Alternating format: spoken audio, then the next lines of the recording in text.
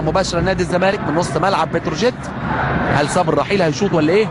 اعتقد صعبه جدا. يسيبها لحسين ياسر، هيعلق حسين يلعبها. ادي الجمل بقى بتاعت الجوهر اللي قلنا عليها. ادي المحاوله وادي العرضيه واحمد جعفر سوبرمان الكره الزملكاويه. يا سلام يا سلام، العرضيه عالميه، الجمله 100 والهدف يفرح الزملكاويه. هدف من جمله تكتيكيه في منتهى الجمال والروعه. هو ده بقى اللي انا قلت عليه. حسام حسن مش اداء بس، حسام حسن مش روح بس، حسام حسن في جمل، في حاجات متقاله فعلا. نادي الزمالك بيسجل اول الاهداف من جمله تكتيكيه ولا اروع. يا سلام يا سلام، هو ده الكلام. ادي اللعبه وادي شيكابالا وادي اللمسه وادي على طول صبر رحيل عرضيه.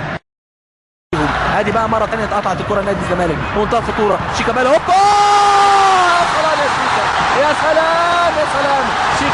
شيكابالا هو والكوره في الشباك من جوه. شيكا والكوره بتعزف مزيكا في اقدام هذا النجم شيكابالا عمل وركن بروقان بهدوء اعصاب يحسد عليه شيكابالا. لكن حسين ياسر محمدي عمل انتعاشه في خط وسط نادي الزمالك لما اتنقل تحت رصيد الحربه، مفيش كلام. اذا شيكابالا بيعود مره اخرى نادي الزمالك الى التقدم. شيكابالا بيسجل هدف ثاني لنادي الزمالك، بتنعكس نتيجه الهدف الاول. ادي اللعبه اللي فاتت وسع. يا سلام على التحرك بدون كوره للتفويته الهائله من احمد جعفر. تفويته اكتر من رائعه ببطن رجله بدون ما يتعذب بدون ما يتعصب. شيكابالا بيسجل الهدف.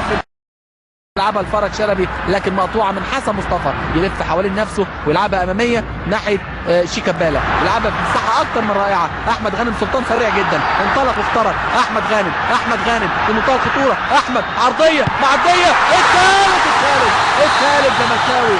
احمد جعفر هدف ثالث، هدف غالي جدا لنادي الزمالك.